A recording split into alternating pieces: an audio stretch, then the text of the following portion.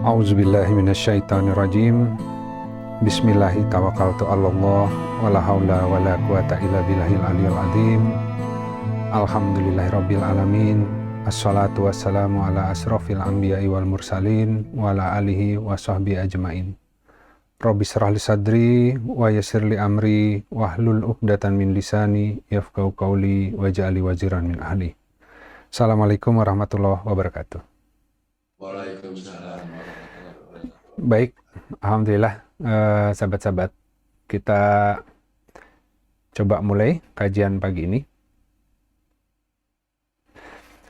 Judul yang dipilih adalah saat yang tepat membulatkan tekad, begitu ya. Insya Allah kita akan coba tadabur ayat-ayat Al-Quran. Sebenarnya ini tentang apa, nanti kita akan sama-sama lihat.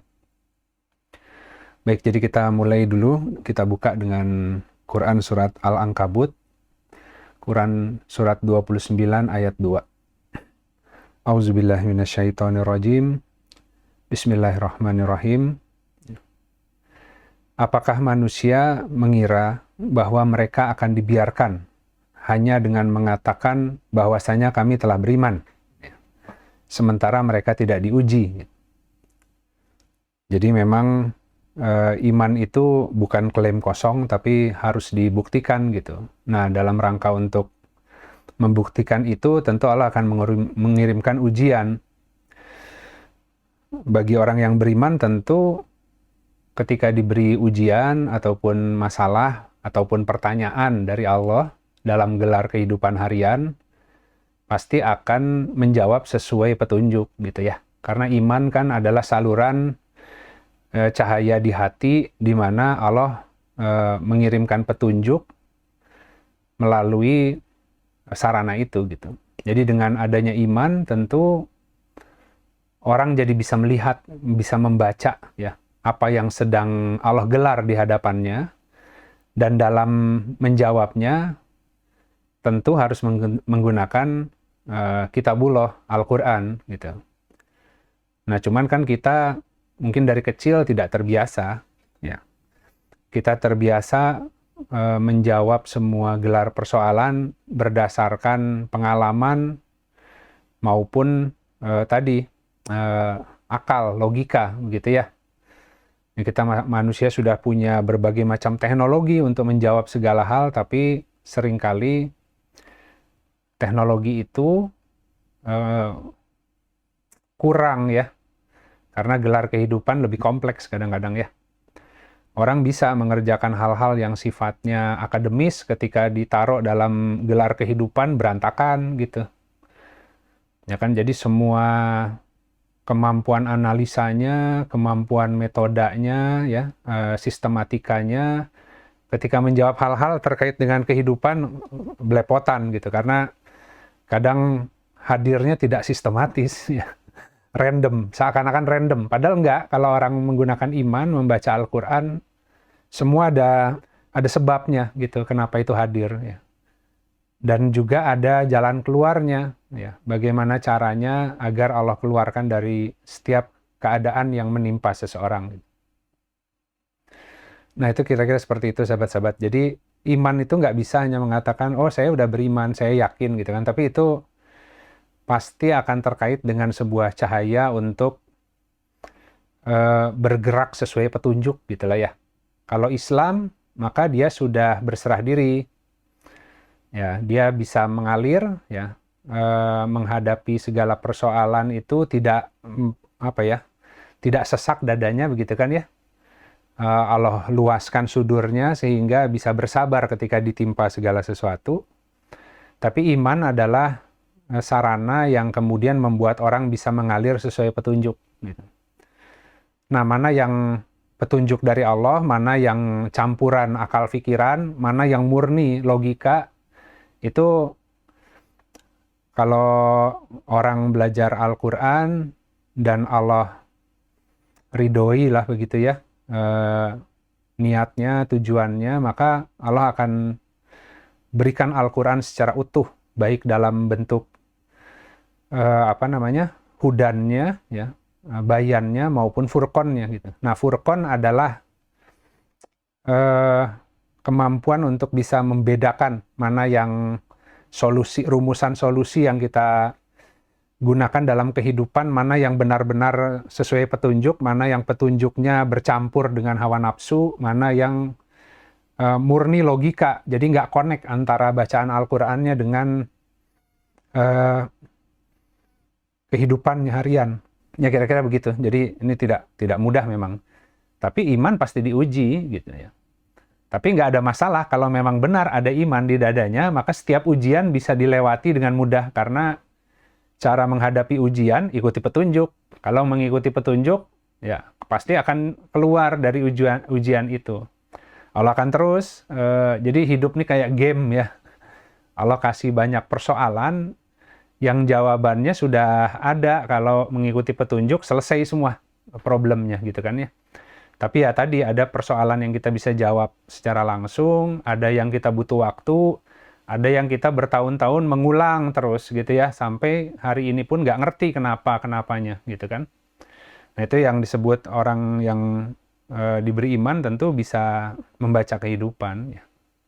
Membaca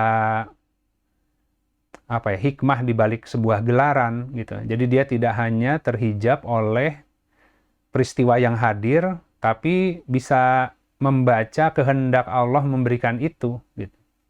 Nah, kira-kira seperti itu. Nah, jadi kita lihat di Al-Ahqaf, Quran surat 46 ayat 35. Maka bersabarlah engkau sebagaimana kesabaran para rasul ya yang memiliki keteguhan hati gitu ya. Ini ulil azmi nih ya. Jadi mereka punya keteguhan hati nih. Nah, kemudian juga kita lihat bahwa di Quran surat Shad, Quran surat 38 ayat 46, sesungguhnya kami telah mensucikan mereka dengan menganugerahkan akhlak yang tinggi kepadanya, yaitu mereka selalu mengingatkan kepada manusia kepada negeri akhirat gitu ya. Jadi tentu kita belajar dari para rasul ya. Bagaimana ketika mereka ditimpa berbagai persoalan, mereka bisa keluar ya. Tapi tentu dengan menyertakan Allah. Dan mereka adalah orang-orang yang diberi nikmat ya, sebagaimana tertulis di Al-Fatihah gitu ya. Jadi orang-orang yang solihin, orang-orang yang syuhada, syidikin, dan para nabi, mereka adalah orang-orang yang diberikan nikmat. Yaitu kehidupannya terus disempurnakan sesuai dengan apa yang telah Allah tetapkan. Mencapai kedudukannya yang tertinggi. Kenapa? Karena setiap dikasih persoalan, dijawab sesuai petunjuk, ya sambil tawakal pada Allah, selesai naik kelas, dikasih ujian lagi, naik kelas, terus seterusnya sampai kemudian husnul khotimah gitu. Jadi khatam lah gitu ya. Pelajaran kehidupannya, apa yang harus dia peroleh gitu, itu dia khatam gitu. Sehingga di ujungnya itu ya kembali kepada Allah dalam keadaan berilmu ya. Khususnya berilmu itu mengenal Allah, ilmu yang sesungguhnya itu, ma'rifatullah gitu ya. Jadi tentu ketika di dunia ditutup dengan banyak hijab ya, karena Allah tidak mungkin berkata-kata di dunia ini kepada seorang manusia kecuali dari balik hijab ya, dari balik tabir gitu. Tapi mereka bisa melampaui tabir itu, bisa melihat Allah yang ada di balik tabir gitu. Itu yang disebut ma'rifatullah, khasyaf. Jadi disebut khasyaf. Khasyaf itu kalau membacanya dengan ambisi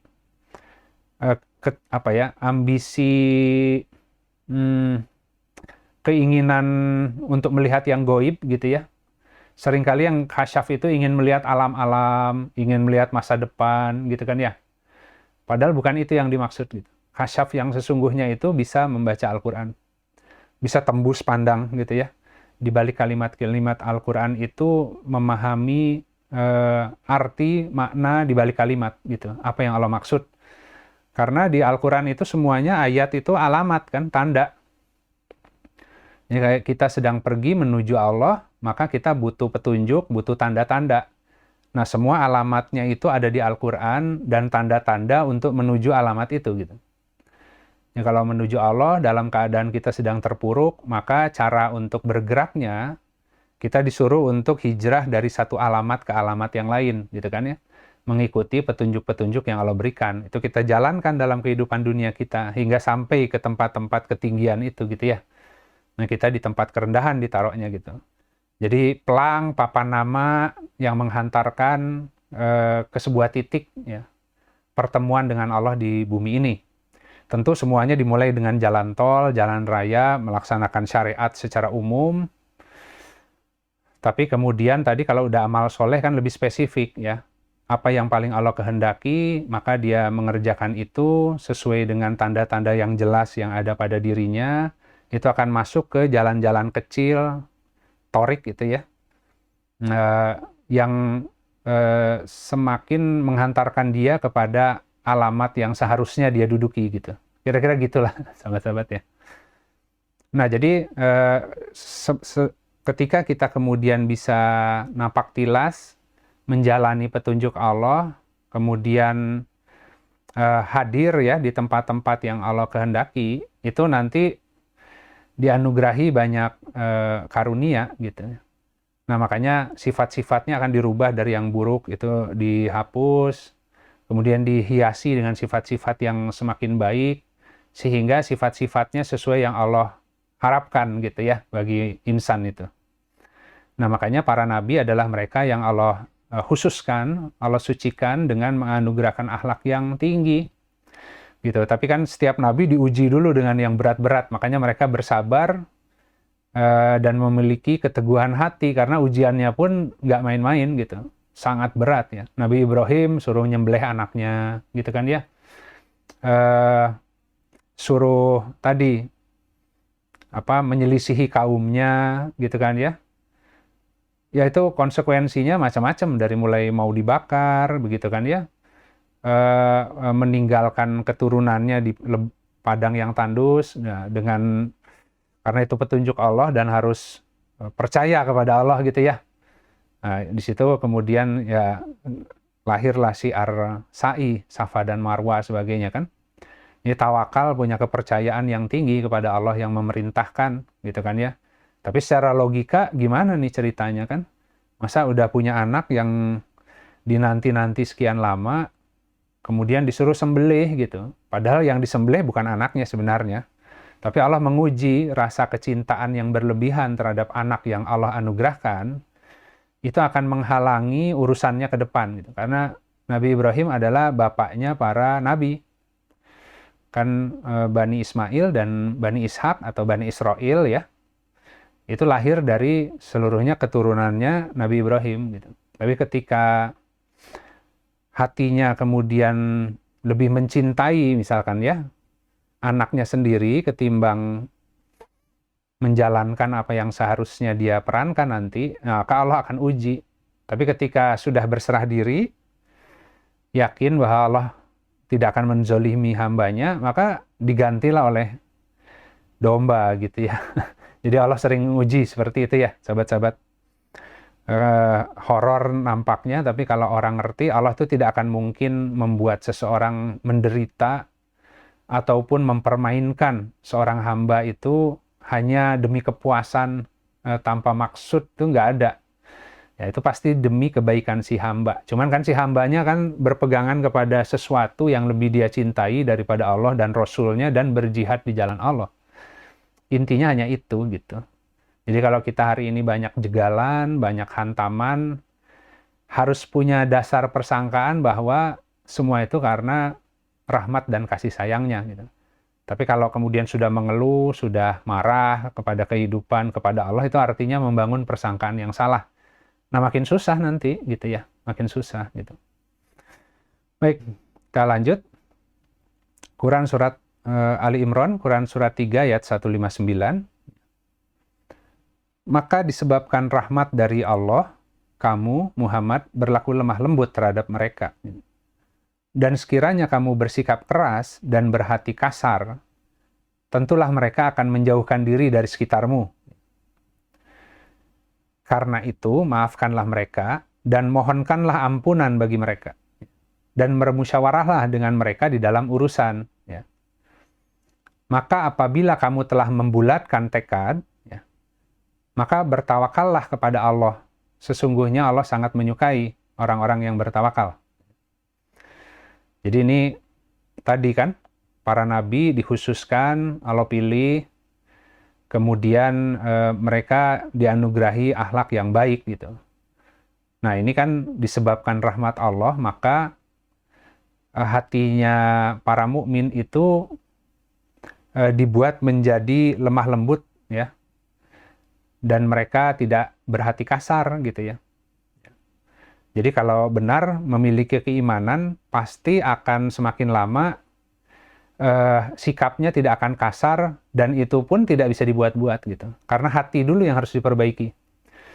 Kalau hatinya masih kurang kasih sayang, masih kasar, mulutnya pun nggak bisa terjaga ya. Ketika ada masalah dengan orang, marah, atau ingin menegakkan kebaikan, tapi hatinya masih belum diberi kelembutan tuh.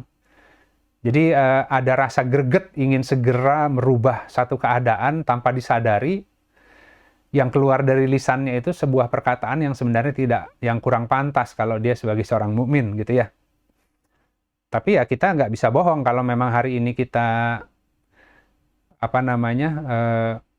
merasa sudah beriman, kemudian kita berusaha menata masyarakat, tapi dalam penataannya kita masih sering terpancing dan keluar kata-kata yang seharusnya tidak pantas lah gitu ya bagi seorang mukmin.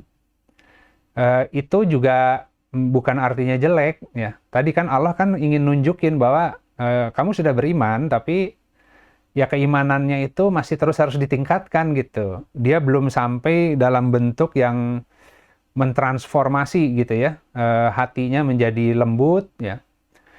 Nah, jadi kalau seandainya tadi dia punya goals ya atau tujuan ingin menata sesuatu, maka karena rahmat Allah dia tetap berketetapan hati, tapi dengan cara yang tegas ya, tapi lembut gitu. Tegas tapi lembut gitu ya. Sehingga mungkin orang tidak merasa sakit gitu. Tapi kemudian orang mendengarkan dan merenungkan ya apa yang dia katakan, dia bisa memberikan kata-kata yang membekas ke hati seseorang, mungkin dengan seruan ilmu sikap ya, yang sehingga orang itu bisa, batu pun bisa melunak gitu ya, besi itu bisa melunak gitu ya, karena Allah kasih sultan itu ya tadi ya, kekuasaan, tapi kemudian nanti lisannya itu punya kefasihan di dalam menyeru orang lain. Tentu nggak bisa memaksa ya. Nah, kemudian tadi dia juga memaafkan dan juga memohonkan ampunan gitu. Jadi ada orang yang diajak ingin sama-sama membangun kebaikan, tapi karena semua tidak sama levelnya, masing-masing dengan ujiannya sendiri, maka ketika dalam misi untuk melaksanakan kebaikan banyak supporting system atau tim yang belum mampu melaksanakan, ya dia banyak memaafkan dan justru mohon ke Allah agar disempurnakan nikmatnya gitu ya, bukan marah yang kemudian wah saya ingin melakukan kebaikan dihalangi oleh tim yang lain, mereka tidak mau bantu, maka saya akan terabas terus begitu ya. Kemudian ya terserah dia kalau dia nggak mau diajak ikut kebaikan, nah itu konsekuensi dia gitu. Nggak bisa gitu. Tapi kita memaafkan dan kita mohon ke Allah ya, agar mengampuni mereka, agar menyempurnakan ilmunya. Jadi ini kebayang ya, orang harus punya keluasan hati ya. Tapi bukan berarti kemudian karena tadi support sistemnya belum jalan, kemudian dia nanti nunggu support sistemnya udah ada aja baru bergerak, nggak gitu. Makanya tadi kalimat penggalan kalimat ketiganya adalah maka apabila kamu telah berazam ya, bertekad ya, membulatkan tekad, maka tawakal kepada Allah. Allah suka orang-orang yang bertawakal. Ya, mau menyelesaikan satu urusan, timnya banyak, tapi ketika realisasinya yang support hanya sedikit, akhirnya dia harus tetap melaksanakan urusan itu dengan yang ada saja sambil bertawakal pada Allah. Gitu kan ya. Tidak gentar gitu, mau sendirian pun jalan, maksudnya gitu. Itu mentalitas yang harus dibentuk seorang mukmin seperti itu. Baik, kita lanjut ya. Jadi tadi kan dimusyawarahkan ya, karena itu maafkan, mohon ampun, dan musyawarah dalam urusan. Jadi tadi kita musyawarah dulu, diselesaikan secara baik, semua memberikan pendapatnya dengan tentu mohon kepada Allah ya, agar diberikan kalimat-kalimat yang mengandung hikmah ya, agar bisa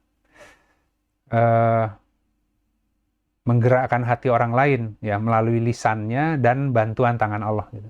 Kan kalau kita mengucapkan sesuatu dengan harapan merubah hati orang, tapi tangan Allah tidak merubah hatinya, ya nggak bisa gitu.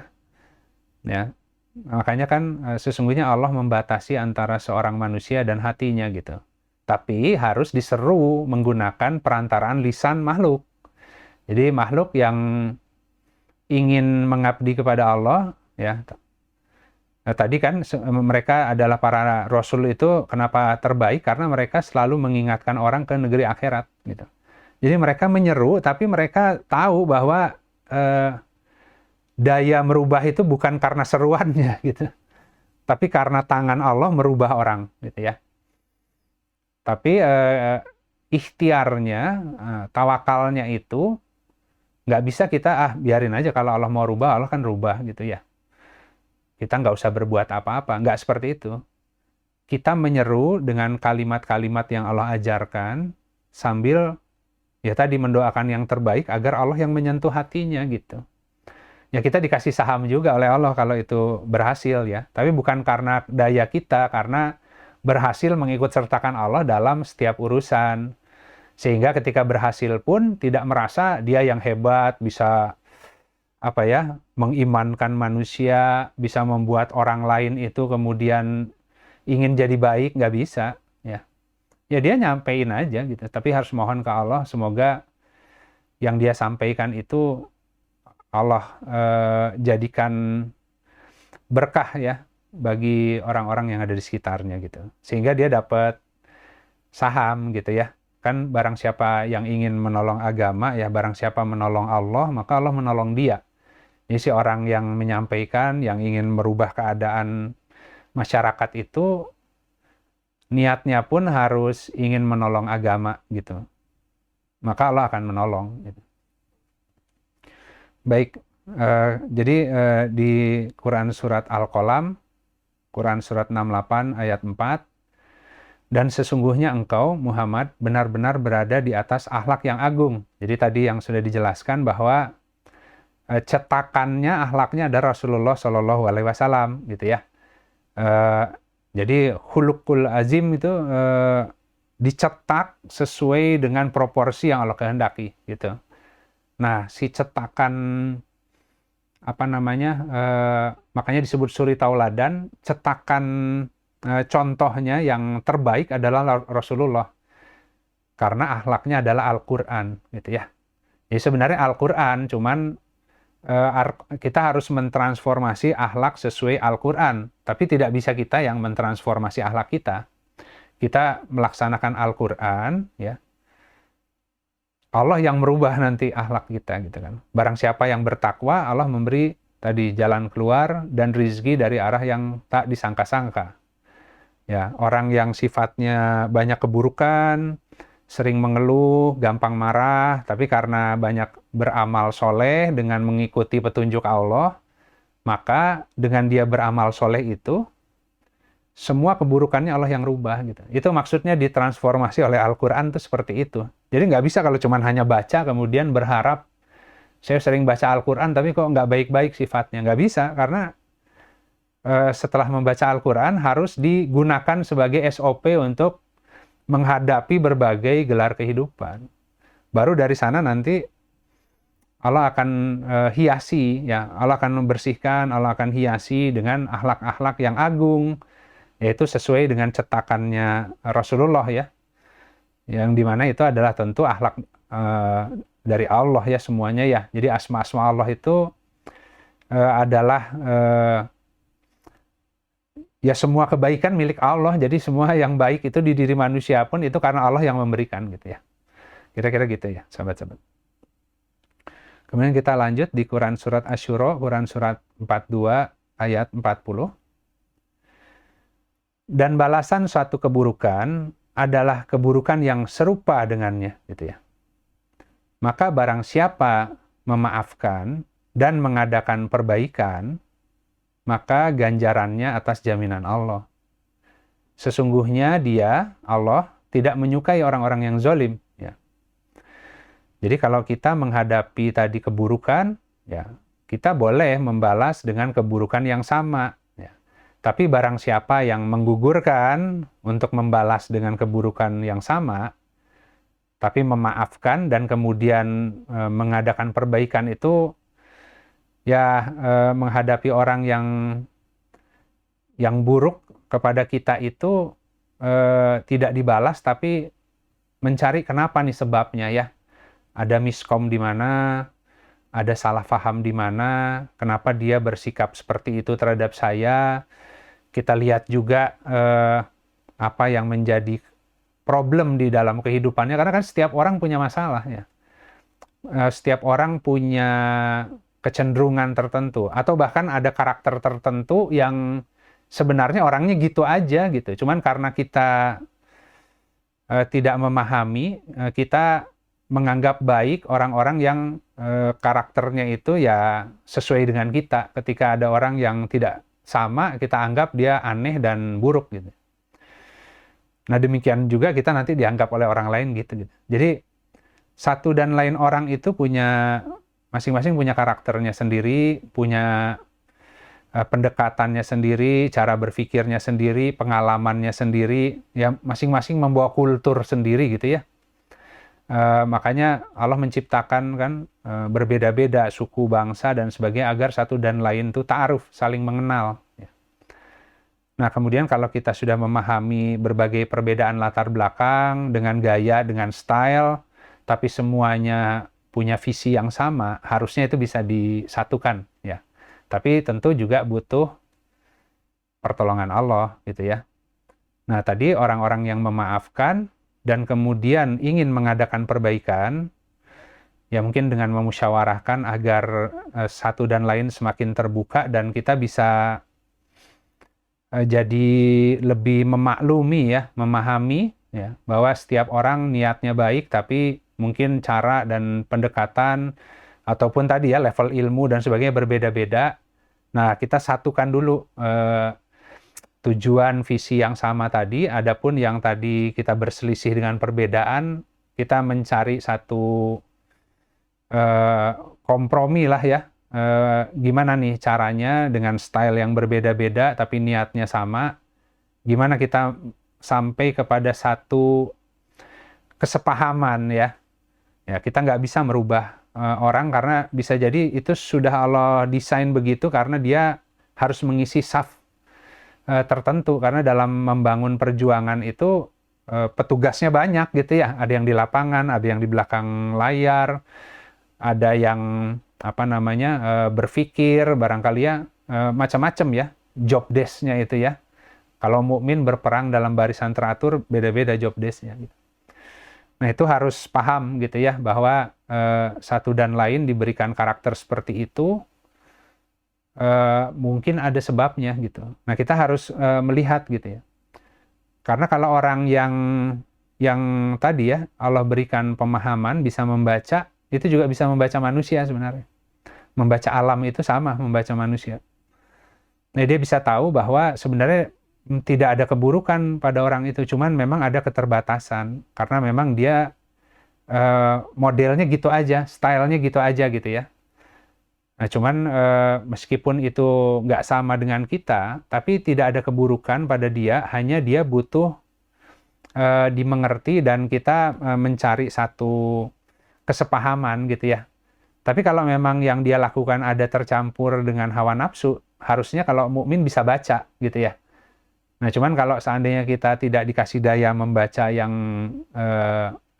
cukup detail, seringkali kita melihat apapun yang berbeda dengan kita atau dengan tidak sesuai dengan preferensi kita sebagai sesuatu yang buruk gitu. Padahal belum tentu gitu. Itu demikian juga tadi bisa jadi tercampur banyak yang baiknya tapi yang buruknya cuma di sisi ini aja, dan itu sebenarnya bukan dia, tapi itu ya dia mungkin juga sedang berjuang dengan hawa nafsunya kan. Kan setiap orang juga sedang berperang ya dengan hawa nafsunya sendiri-sendiri ya. Semua juga kalau bisa pengennya tenang, hawa nafsunya bisa dikalahkan, tapi kan manusia semua berproses gitu. Nah, itu yang dimana kita harus bijak lah tadi ya. Jadi lebih banyak luas hatinya memaafkan dan mengadakan perbaikan. Itu ya tadi ya, kita kumpul dulu, kita diskusi dulu, kita heart to heart, kita bahas, kita punya program, kita punya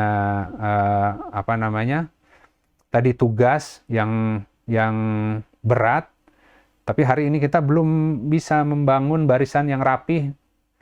Nah, kita bahas sama-sama apa sebabnya gitu kan, kita evaluasi, tapi dengan cara tutur kata yang baik tentu ya. Nanti kita akan lihat di ayat selanjutnya. Nah, jadi di Quran Surat Muhammad, Quran Surat 47 ayat 22, maka apakah sekiranya kamu ya diberi kekuasaan ya, atau sedang dalam kekuasaan, kamu akan berbuat kerusakan di muka bumi dan memutuskan hubungan kekeluargaan. Ya, jadi kita sering melakukan protes terhadap katakan orang-orang yang dalam kuasa hari ini ya, orang-orang sedang Allah beri kekuasaan, gitu kan. Kita bisa melihat kekuasaan itu berat ya, sehingga ketika seseorang diberi mandat atau kekuasaan atau wewenang, jarang yang amanah gitu, karena kan ya naturnya manusia senang dengan kekuasaan, senang bisa mengatur orang lain. Gitu. Tapi karena dia sedang tidak berkuasa, dia mudah untuk menjudge kepemimpinan orang lain misalkan, gitu ya. Tapi pada saatnya Allah juga akan uji apakah kemudian ketika kita yang sedang diberi kekuasaan kita mampu atau enggak gitu ya. Nah tadi ukurannya adalah kalau diberi kekuasaan apakah akan berbuat kerusakan dan memutuskan hubungan kekeluargaan. Jadi bisa jadi excessive use of power ya, menggunakan wewenang kekuasaannya secara berlebihan karena tidak punya kemampuan untuk bermusyawarah, tidak punya kemampuan untuk bisa berdiskusi dengan baik gitu kan ya. Jadi sebenarnya bukan masalah ilmu manajerial ya, tapi lebih kepada ketulusan di dalam memimpin, ingin memperbaiki, kemudian membangun kultur yang terbuka, berusaha memahami orang lain, berusaha juga mengawasi keburukan yang ada pada diri sendiri. Kalau manajerial tuh hanya tools, hanya alat gitu. Tapi mau secanggih apapun ilmu manajerialnya, hari ini juga rampok juga pakai ilmu manajerial masalahnya ya. Membangun sistem, membangun yaitu tadilah jaringan dengan manajemen yang terorganisir gitu ya. Kejahatan modern kan juga begitu. Ini manajemen bukan itu letak kuncinya gitu, tapi orang yang tadi punya hati yang luas, bisa memaafkan orang lain dan memang tujuannya ingin mencari solusi gitu ya. Itu yang ganjarannya dijamin oleh Allah ya. Nah, Allah nggak suka orang yang zolim kan ya. Nah itu tawaran ya bagi kita yang kemudian hari ini diberikan daya untuk merubah sesuatu, baik dari sisi kita, posisi kita masing-masing lah gitu ya. Tapi tentu tadi tentu harus dengan model iman gitu. Nah ini di Quran Surat Muhammad, Quran Surat 47 ayat 21, yang lebih baik bagi mereka adalah ketaatan dan perkataan yang baik. Maka apabila urusan telah menjadi ketetapan, ya, kemudian mereka membenarkan Allah, sungguh yang demikian itu lebih baik bagi mereka. Gitu. Jadi urusan telah menjadi ketetapan, ya, kan Allah sudah ajari kepada kita melalui Al-Quran. Kalau seandainya nanti ditimpa gelaran seperti ini, ya caranya begini. Ya, kalau disakiti orang, maka lebih baik memaafkan, melakukan perbaikan, gitu ya. Jadi banyak hal yang Allah ajari di Al-Quran, ya, Tapi ketika urusan itu menjadi ketetapan, artinya Allah datangkan peristiwanya, yang harus dipakai yang bacaannya gitu. Jadi ngajinya terus kita baca ya, tapi ketika urusan hadir, Allah menguji ya bacaan kita, kita lupa karena ada hawa nafsu yang ikut main ya. Sehingga yang kita pakai adalah ya model keimanan yang bercampur dengan hawa nafsu misalkan. Bisa seperti itu ya. Hawa nafsu itu kan halus mainnya ya, jadi nggak ketahuan dia ikut-ikutan tuh. Jadi memurnikan cara kita bergerak sesuai dengan Allah itu butuh sabar, butuh hati-hati, butuh istighfar yang banyak. Jangan-jangan pendekatan saya ini salah, dipikirkan lagi sambil mohon bukaan dari Allah untuk menyelesaikan sebuah persoalan gitu ya. Nah, jadi nanti jika urusan itu sudah hadir, ya sudah Allah jadikan ketetapan dan mereka membenarkan Allah gitu.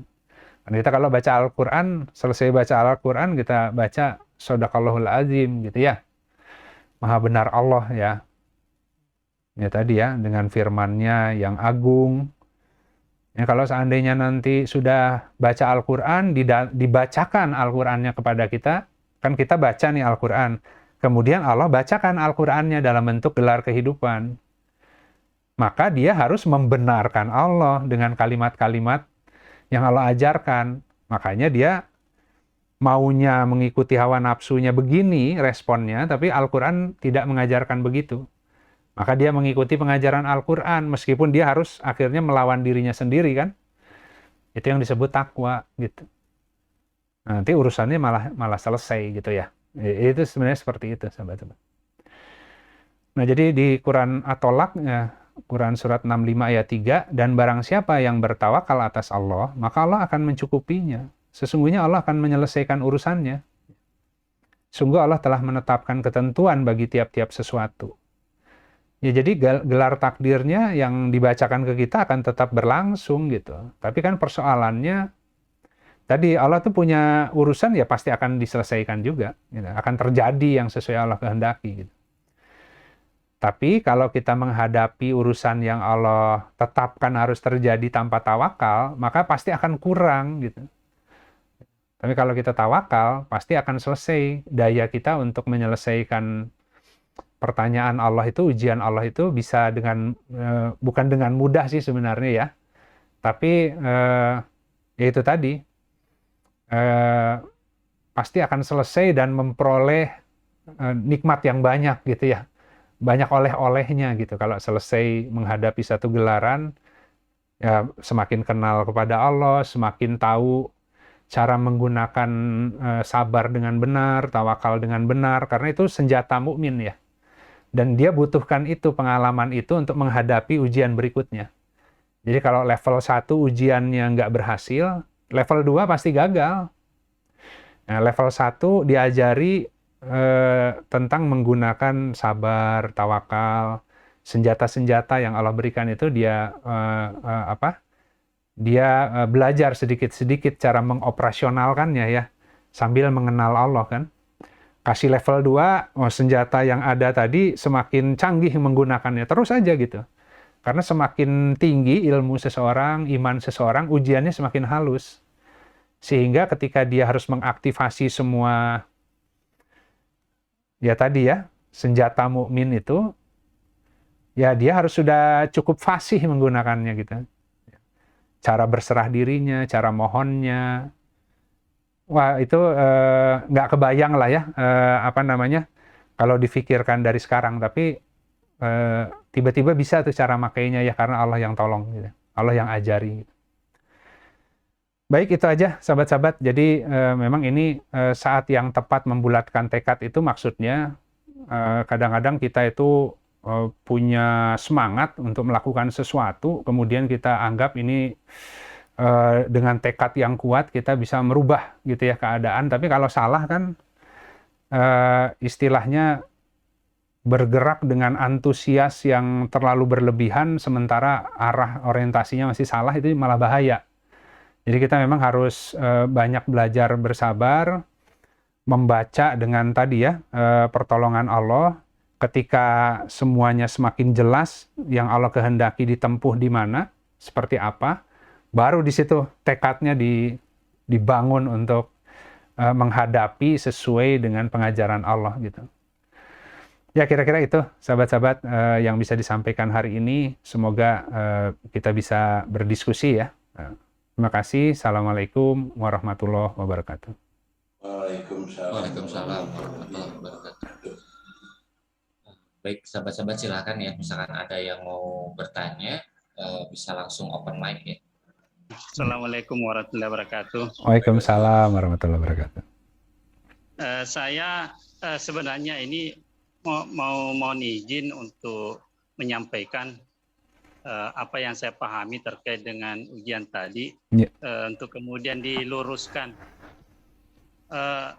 Saya memahami bahwa ujian itu instrumennya itu kan kita sebut sebagai masalah. Kemudian masalah itu saya pahami itu seperti air bagi seekor ikan. Artinya selama kita masih hidup, ya kita tidak akan pernah berpisah dengan masalah itu. Bahkan kita kemudian tumbuh dan besar di dalam seluruh problem-problem kehidupan kita. Nah, kemudian kaitannya dengan itu tadi, ketika misalnya sebuah masalah terpahami dengan baik, terpahami dengan sebenar-benarnya, maka satu masalah mungkin bisa memiliki beberapa fungsi. Satu diantaranya misalnya berfungsi menjadi pembuktian keimanan kita, dan syukur-syukur alhamdulillah jika kemudian itu bisa menjadi sedekah yang kemudian membenarkan tentang Allah. Nah, kemudian itu juga sekaligus akan menjadi sebuah mekanisme pembentukan jiwa.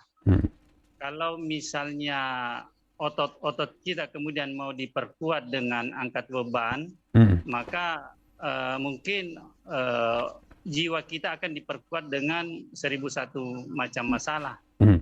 Dan satu keyakinan buat itu bahwa tentu saja beban yang akan diberikan itu pasti akan selalu sesuai dengan kemampuan. Jadi itu fungsi yang kedua yang saya paham. Kemudian yang ketiga bahwa jika terpahami masalahnya dengan baik, maka ini juga bisa menjadi sarana pembersihan. Bukankah tidak ada demam, panas yang ditimpakan kepada kita, itu kemudian akan menjadi pengganti api neraka.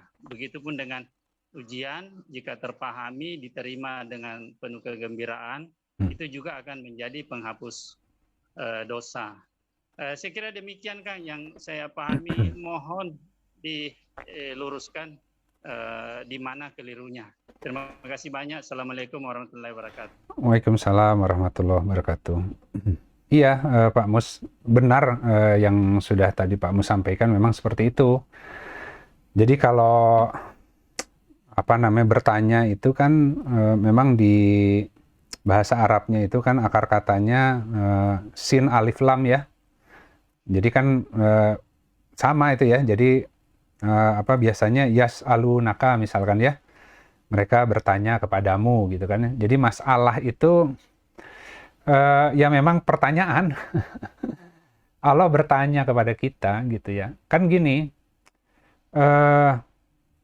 kita juga kalau tidak ada pertanyaan kehidupan jadi tidak belajar gitu. Ketika kita ditanyakan sesuatu, kemudian yang ditanyakan itu kita belum tahu cara menjawabnya, maka kita akan belajar gitu ya. Kita akan belajar gitu. Atau tadi kita belajar terus tapi tidak pernah menghadapi praktek sesungguhnya, maka ilmu itu jadi teoritis gitu. Kita nggak pernah tahu cara menggunakan ilmu itu di lapangan ya. Jadi banyak orang pandai, ilmunya banyak, tapi tidak pernah memberi manfaat kepada kehidupannya ataupun kepada kehidupan masyarakatnya gitu. Nah jadi memang Allah bertanya kepada makhluk, tapi cara Allah bertanya ya dengan memberikan banyak persoalan ya, namanya ya soal. Ya, ujian A, B, C, D dan sebagainya ya, semua persoalan itu harus kita urai, harus kita berusaha hadapi. Tapi tentu karena Allah yang bertanya, jawaban yang paling benar adalah dari Allah gitu. Makanya ketika Rasulullah biasa bertanya kepada para sahabat, bertanya sesuatu, para sahabat menjawab, sesungguhnya Allah dan Rasulnya yang lebih tahu kan gitu. Jadi itu pancingan gitu. Jadi Rasulullah bertanya, kemudian diserahkan lagi, sesungguhnya Allah dan Rasulnya yang lebih tahu, baru Rasulullah menjelaskan gitu. Cuman kan kalau manusia Allah tanya, dia nggak kembalikan ke Allah.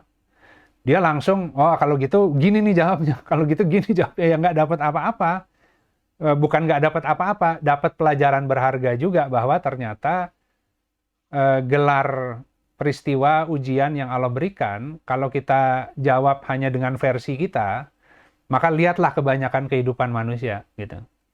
Mereka akan pontang-panting, akan menghadapi kehidupan ini dengan kesusah payahan, ditimpa berbagai maskanah ya.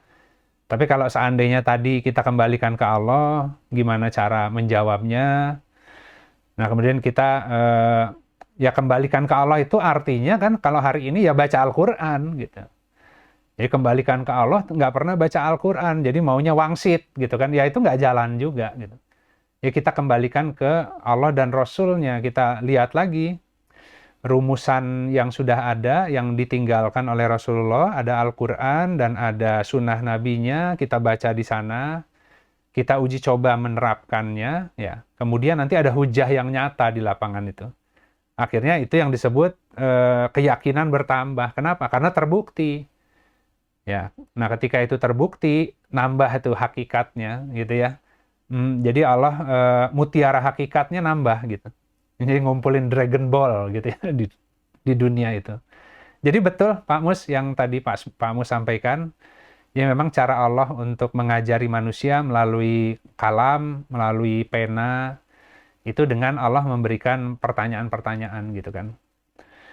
Ya mungkin itu Pak Mus yang bisa saya jawab. Betul. Alhamdulillah, makasih banyak Kang. Ya, Makasih. sama-sama Pak Mus. Alhamdulillah. Mbak Novi, Mangga sudah buka mic. Mangga silakan. Terima kasih Mas Yudis dan Kang Indra. Aduh, kok batuk ya. Jadi Mas Yudis, saya cuma mau bercerita bahwa hari ini tuh saya punya pertanyaan gitu kan di hati. Yeah. Kemudian hari ini Allah kasih kesempatan untuk bersilaturahmi gitu, ke sahabat salik gitu. Nah dari obrolan di sana itu ada pencerahan gitu. Kemudian saya kan masih ragu gitu untuk membulatkan tekad itu bahwa ini akan dijalankan apa enggak gitu. Dan kok ya kajian Rabunya itu materinya itu gitu Mas Yudis. Alhamdulillah. Jadi saya selalu merasa kadang-kadang menangisnya itu karena Allah itu kasih rezeki yang sangat instan gitu. Apa itu? Hanya saya masih berpikir apakah itu memang sebuah jawaban doa dan pertanyaan-pertanyaan yang saya tujukan ke Allah, ataukah masih takut juga bahwa itu hanya peluang-peluang yang dimudahkan, yang belum tentu Allah ridho gitu. Apakah itu apa itu? Bukan apakah ya, tapi rezeki hari ini tuh maksud saya untuk mengeksekusinya itu sebenarnya saya udah nggak ragu. Sebenarnya saya udah nggak ragu karena saya merasa proses untuk menjalankannya itu bukan instan juga gitu. Saya tarik ulur dengan hawa nafsu gitu kan ya. Terus pada saat ini bagaimana ya, masih ada di pikiran gitu. Dan rezeki-rezeki yang tidak saya sangka gitu. Ada misalnya dari sisi rezeki obrolan, dari sisi rezeki ilmu gitu. Kok ya datang gitu ya. Jadi saya ingin ngobrolinnya adalah sebenarnya itu kekuatan aja sih bahwa seperti itukah rezeki yang Allah kasih gitu untuk kita memulai berjalan gitu, untuk mengambil keputusan gitu. Iya. Mungkin begitu ya pertanyaannya Mas Yudis ya. Iya. Baik, Mbak Novi, insya Allah paham, insya Allah. Terima kasih. Iya.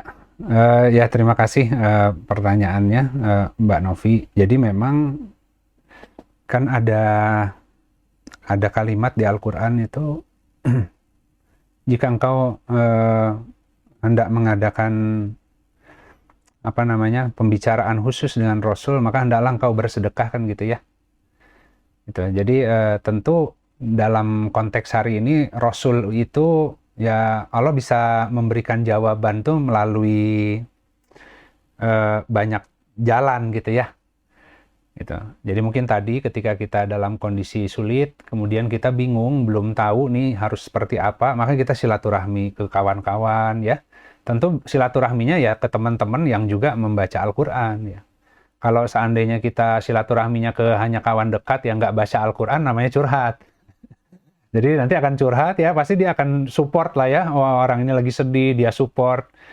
Ya itu juga sebenarnya sedekah buat dia ya, karena kan dengan senyum pun sedekah gitu. Tapi kan belum tentu bisa memberikan jawaban yang benar ya. Ya hanya sekedar mungkin tadi bisa menenangkan lah gitu, karena menghadirkan dirinya untuk mendengarkan curhatan kawannya. Tapi ketika kita kemudian diarahkan silaturahminya kemana, begitu kan ya. Tapi bukan karena silaturahminya ya. Karena sebenarnya kita lagi minta jawaban ke Allah gitu. Jadi kita menghadapi satu problem, kita baca Al-Quran sendiri, tapi kita masih banyak belum bisa membaca lah ya, ini yang mana ayatnya gitu kan ya.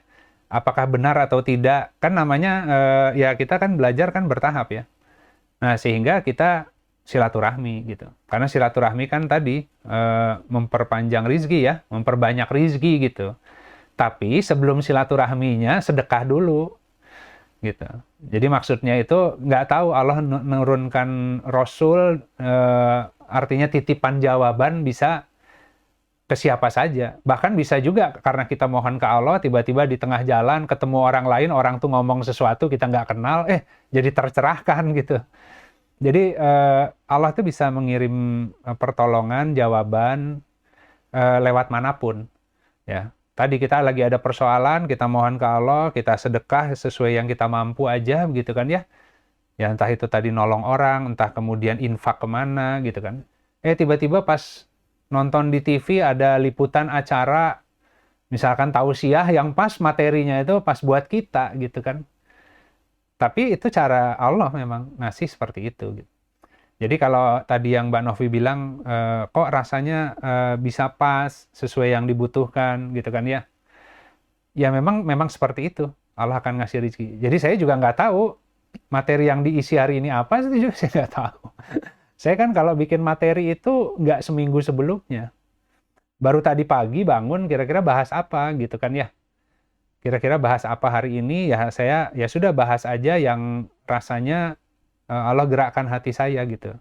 Terkait membangun tekad yang kuat pada saat yang tepat. Jadi tekad yang kuat itu seringkali juga kita bertekad melakukan sesuatu padahal salah gitu kan. Jadi harus tepat ini gitu kan ya.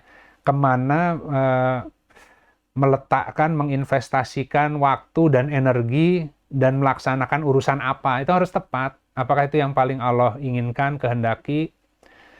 Nah kemudian tadi pagi ya diarahkan ke materi ini ya. Ya kalau saya sih punya keyakinan, kalau teman-teman berhenti membutuhkan bertanya, saya habis materinya. Gitu. Kan ilmu itu bukan untuk koleksi ya, tapi ilmu itu untuk bersedekah gitu. Jadi kalau seandainya di kajian yang ada, kajian Rabu, kawan-kawan banyak pertanyaan, nggak harus bikin pertanyaan juga di grup. Kalau jujur kebutuhannya, pasti Allah akan tiba-tiba menginspirasi, oh bahas ini, bahas itu gitu ya. Itu akan seperti itu gitu, Mbak Novi. Jadi memang itulah luar biasanya Allah gitu. Jadi kalau misalkan kita dalam kesulitan, tadi bersedekah, kemudian Ya kalau punya guru, datang ke guru, tapi gurunya sibuk. Akhirnya ya tetap sedekah, kemudian ya silaturahmi aja ke yang mudah. Tapi yakin kalau sudah nanya ke Allah itu ya, mohon pertolongan ke Allah dengan bersedekah dulu, jawaban mah bisa instan hari itu juga, tiba-tiba dipertemukan dengan seseorang, tiba-tiba kita dapat pencerahan, atau tiba-tiba pas buka Al-Quran, kok jadi paham, kok jadi ngerti cara bacanya, bisa gitu. Ya Allah tuh kalau ngasih itu bisa lewat saluran manapun yang mudah buat kita gitu. Tapi harus secara aktif bertanya, karena ada persoalan, ingin mengadakan pertemuan secara khusus dengan Rasul, maka hendaklah engkau bersedekah dulu. Tapi banyak juga orang yang ketika nanya itu, dia nanya untuk memastikan, tapi di dalam hatinya udah ada keputusan. Ya, jadi cara kita bersedekah supaya kita nggak ngikutin hawa nafsu kita. Sebenarnya kita pengen begini, tapi ketika Allah beri jawaban, hati kita itu dibuat, kayaknya lebih tepat yang ini, meskipun aku takut nih kalau harus menghadapi seperti ini. Karena hawa nafsuku mengatakan, kayaknya kabur aja deh, gitu.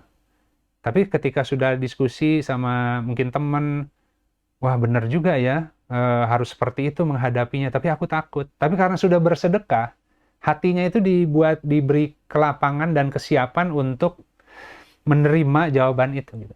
Makanya di Al-Qur'annya, jika Allah membacakan, jika dibacakan ayat-ayat Allah kepadamu, maka hendaklah engkau ikuti bacaannya gitu.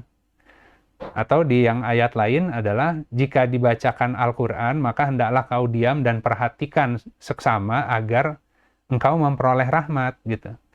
Nah, untuk bisa diam memperhatikan Al-Quran dengan seksama agar memperoleh rahmat, atau agar bisa mengikuti bacaan, artinya mengerjakan sesuai dengan petunjuk Al-Quran, itu nggak mudah.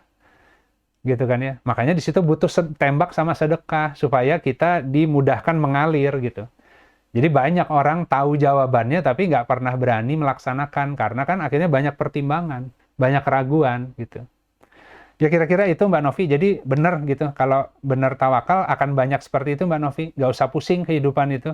Setiap kali bingung, sedekah, tanya ke Allah, Bismillahirrahmanirrahim tuh ngalir, silaturahmi, ada pencerahan. Akan gitu, akan mudah jawaban itu. Ya gitu, Mbak Novi. Jadi apalagi saya tuh bersedekah hanya 10.000 rupiah gitu. Bener ada sedekahnya ya. Alhamdulillah. Nggak percaya kalau rezekinya tuh berkali-kali lipat. Alhamdulillah. Iya. Ya, sama-sama Mbak Novi. Ternyata bener sedekah 10.000. Allah nggak lihat jumlah. Allah sih nggak lihat jumlah ya. Jadi mau sedekah sedikit aja, tapi betul-betul ini Allah akan jawab langsung dan nggak ada basa-basi, Allah langsung kasih jawabannya. Ya Alhamdulillah. Assalamualaikum warahmatullahi wabarakatuh. Waalaikumsalam warahmatullahi wabarakatuh. Assalamualaikum warahmatullahi wabarakatuh. Baik, misalkan ada satu pertanyaan lagi ya dari Ibu Sri, mungkin Bu sudah buka kamera. Maka misalkan ada open mic. Baik, sepertinya kalau untuk sesi hari ini kita sudahi dulu ya Pak ya untuk sampai sesi hari ini. Save by the bell. Save by the bell. Sangat bersyukur ya. Alhamdulillah. Baik, sahabat-sahabat, sambil nanti ditutup oleh Pak Yudi bagian berkelapangan untuk membuka kameranya sambil nanti didokumentasi, maka dipersilahkan. Alhamdulillah, atau nuhun Pak, sahabat semuanya. Baik, alhamdulillah. Baik sahabat-sahabat, jadi ya saya bersyukur ada Pak Mustaring gitu ya, yang cukup kritis dan bisa punya backup pertanyaan. Ya mudah-mudahan dalam tiap minggu Pak Mus bisa ngumpulkan koleksi pertanyaan sesuai dengan materi, yang saya pikir juga bertanya secara diungkapkan itu nggak mudah bagi sebagian orang, tapi saya yakin di hati itu banyak pertanyaan. Nah, semua juga banyak pertanyaan, saking banyaknya pertanyaan bingung yang mana yang mau ditanyakan gitu. Jadi kalau seandainya ada satu aja yang kemudian Allah mudahkan untuk tadi ya merumuskan sebuah pertanyaan, itu akan mancing ya Pak Mus ya. Jadi saya pikir tadi kan sedekah itu justru ya. Jadi semuanya mendapat pahala nih, yang bertanya, yang jawab, yang mendengarkan, karena ada satu orang yang kemudian melisankan satu rumusan gitu. Tapi saya yakin bukan nggak ada pertanyaan. Cuman kan kita kadang bingung harus nanyanya itu dari mana. Saking kalau problem dan kebutuhan itu kompleks ya di hati itu, jadi susah mau menanyakan juga gitu. Ya gitu sahabat-sahabat, jadi ya semoga terus Allah berikan rezekinya di hari Rabu. Kawan-kawan terus diberikan hati yang tadi ya, terus bertanya kepada Allah gitu ya. Jadi katanya kualitas seseorang itu tidak ditentukan dari jawaban yang ia miliki, tapi pertanyaan kan. Jadi karena banyak pertanyaan, seseorang itu akan terus-menerus berjuang sampai ketemu Allah gitu. Tapi kalau hari ini udah dikasih jawabannya, seakan-akan udah nggak ada pertanyaan lagi, dia menganggap hidupnya sudah selesai, sudah bahagia, sudah tidak ada problem, repot nanti gitu ya. Makanya Allah terus ngasih ujian-ujian supaya kemudian kita jadi banyak pertanyaan lagi, sudah benar atau belum, rasanya kita sudah banyak beribadah, sudah banyak memperbaiki diri, tapi kok masih aja ya di hati itu ada begini, begitu. Kalau nggak seperti itu, kita berhenti berjalannya masalahnya, itu kan ya. Makin baca ilmu, makin ngerasa nggak ngerti. Kenapa? Itu artinya Allah mau ngasih lebih lagi. Coba baru baca ilmu, kemudian merasa, saya udah baca semua kitab, Al-Quran sudah khatam, apalagi mau dibaca? Wah, jadi itu tanda Allah kemudian tidak akan terus menyempurnakan. Gitu. Jadi pertanyaan yang jujur di hati itu adalah modal utama, ya, yang kita butuhkan agar kita bisa terus mencari jalan wasilah untuk mendekat kepada Allah ya. Dengan semua kebingungan kita itu. Jadi jangan pusing dengan rasanya, nggak enak ya, bingung ya. Tapi kebingungan itu kan, agama adalah kebingungan. Gitu. Banyaknya orang yang nggak mau beragama yang merasa sudah pasti kan kehidupannya. Apalagi, bukan agama solusinya, semuanya dia bisa tackle sendiri kok, gitu kan ya. Akhirnya tidak tahu kehidupan. Gitu. Jadi alhamdulillah kita masih diberikan banyak problem, banyak ujian, banyak pertanyaan di dada. Itu Allah yang mengkondisikan. Itu modal untuk terus bergerak kepada Allah agar kita kemudian bisa melihat benda yang sesungguhnya katanya. Jadi ya kalimat itu saya pernah baca gitu ya, satu puisi meskipun nggak sama persis ya, tapi kurang lebih intinya gini, meskipun kalimat itu tidak terlalu bermanfaat, tapi kalimat-kalimat itu yang membuatmu ingin melihat benda sesungguhnya katanya kan. Jadi dengan alamat-alamat, dengan ayat-ayat Allah tadi, gitu ya, itu membuat kita terus bergerak hingga bisa menemukan benda sesungguhnya di balik kalimat itu, gitu. Ya, ya kalau hanya ayat-ayatnya aja ya cuman dibaca ya gitu aja, gitu. Ayat Quran sih dibaca ya segitu-segitunya. Ya, tapi kan setiap kali kita punya problem, kita punya bukaan hati yang lebih besar, baca ayat yang sama, daya tembusnya lain. Gitu, sehingga kita bergerak dengan ayat itu menuju titik-titik yang semula itu kita nggak bergerak ya. Baca ayat itu ya baca aja udah. Kalau sekarang baca ayat jadi bergerak. Jadi melalui ayat-ayat itu kita jadi ingin melihat benda sesungguhnya. Di balik kalimat Allah itu ada apa sih yang Allah sediakan? Ada rahasia, ada hikmah di balik itu kan. Nah seperti itu sahabat-sahabat. Jadi kalau Al-Quran dibaca tanpa praktek, tanpa diterapkan kehidupan, pasti bosen, jamin. Ya, bacanya gitu aja, kalimat-kalimatnya udah di stabilo, udah ditandain, udah bolak-balik, terus apalagi gitu, bosen kan. Tapi kalau tadi dikaitkan untuk mencari titik-titik bergerak, itu nanti Allah akan buka tuh, menjadi alamat gitu ya. Alhamdulillah, yang hak dari Allah, yang batil dari saya pribadi. Ya, kita semua adalah hamba yang fakir. Kita belajar untuk saling tadi ya, membangun model keyakinan dengan cara kita tadabur ayat-ayat Al-Quran. Ya semoga dengan tadi ada ya pertanyaan, ada testimoni, itu menjadi nambah yakin ya, sedikit-sedikit gitu ya. Ya tadi apalagi Mbak Novi mengatakan ya sedekah 10.000, ya ternyata ada sedekahnya. Jadi memang harus ada, mau 10.000, mau berapapun ya. Tapi itu mekanismenya begitu gitu. Tapi yakinlah itu berlaku buat semua orang yang dalam masalah.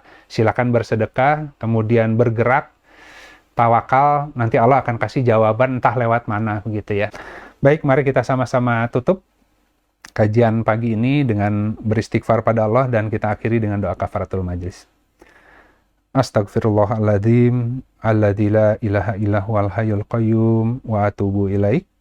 Subhanakallahumma wa bihamdika asyhadu alla ilaha illa anta astaghfiruka wa atubu ilaik. Subhana rabbika rabbil izzati amma yasifun wa salamun alal mursalin walhamdulillahi rabbil alamin. Wassalamualaikum warahmatullahi wabarakatuh.